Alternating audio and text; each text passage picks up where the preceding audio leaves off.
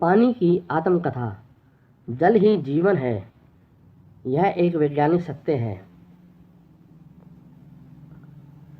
आजकल की परिस्थिति यह हो गई है कि पानी के लिए हर जगह त्राहिमाम मचा हुआ है। गर्मी में खाने को मिले ना मिले, पानी ज़रूर चाहिए। पानी की समस्या सिर्फ शहरों या महानगरों में ही नहीं, अब तो गाँवों में भी पानी सही ढंग से नहीं मिल पा रहा है। हम पानी की समस्या से इतने जूझ रहे हैं, फिर भी हम पानी का सही इस्तेमाल कैसे करें या पानी को कैसे ज़्यादा से ज़्यादा बचाएं, इसके बारे में हम नहीं सोचते। पानी को व्यर्थ बहाने से बचाना होगा, उसे सहेजना होगा ताकि हम अपना पानी बचा सकें। मैं जब भी बरसती हूँ, जी भरकर बरसती हूँ, फिर यह नहीं देखती कि कहाँ बरस रही हूँ। कभी तो मैं खुशियों की बहारें ले आती हूँ, तो कभी कहर बरपा देती हूँ। मैं तो धरती पर समाने के लिए बरसना चाहती हूँ, पर कई बार ऐसा भी होता है कि मुझे धरती पर समाने के लिए कहीं भी जगह नहीं मिलती। कंक्रीट के इस जंगल में समाने के लिए कोई जगह ही नहीं है मेरे लिए। इसलिए शायद शहरवासी प्यासे हो जाते हैं, वह मुझे सहेजना ही नहीं चाहते। मैं एक बूंद हूँ, मेरी असलियत से अनजान आप मुझे पानी की एक बूंद कह सकते हैं, या फिर ओस की एक बूंद भी, नदी, झरने, झील, सागर की लहरों का एक छोटा रूप भी।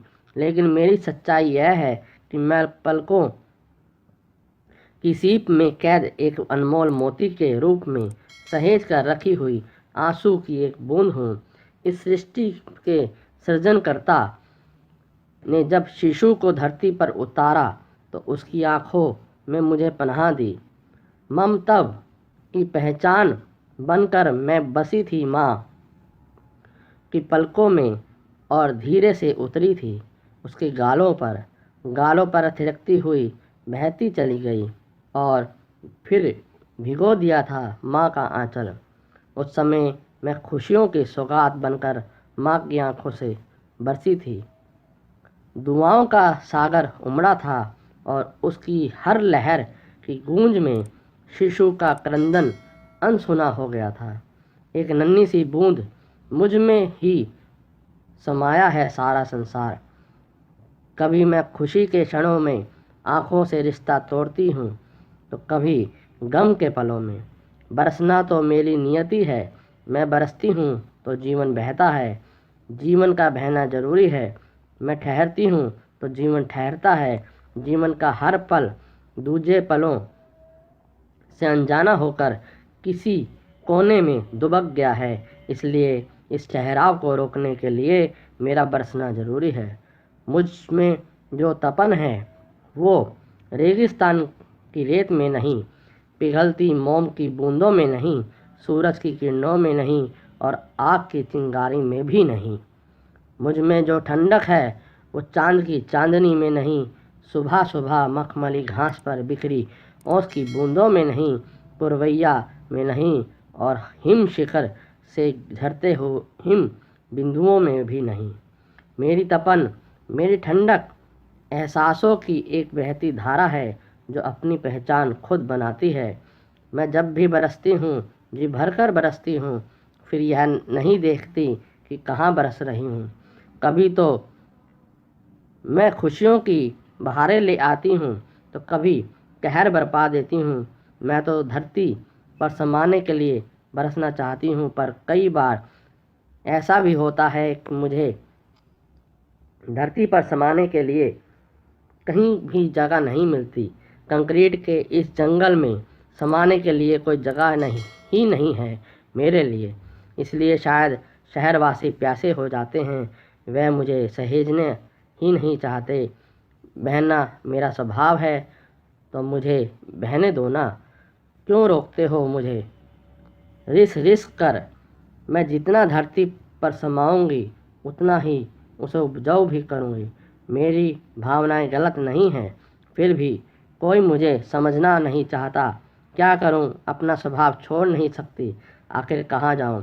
क्या करूं बता सकते हैं आप। इस बार आपसे एक वादा लेना चाहती हूँ।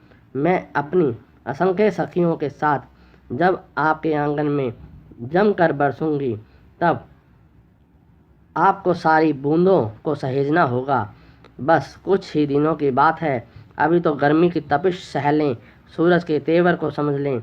घनघोर तपिश के बाद जब मेरा पदार्पण होगा, तब प्रकृति खिलखिलाएगी, मोर नाचेंगे, हिरण कुलांचे भरेगा, गौरैया चहकेगी, हृदय के किसी सुनसान कोने से उठेगी प्यार की तरंगे।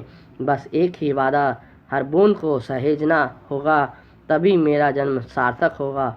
मैं एक बूंद हूँ, कभी पलकों पर मेरा बसेरा होता है तो कभी अधरों पर मेरा आशियाना।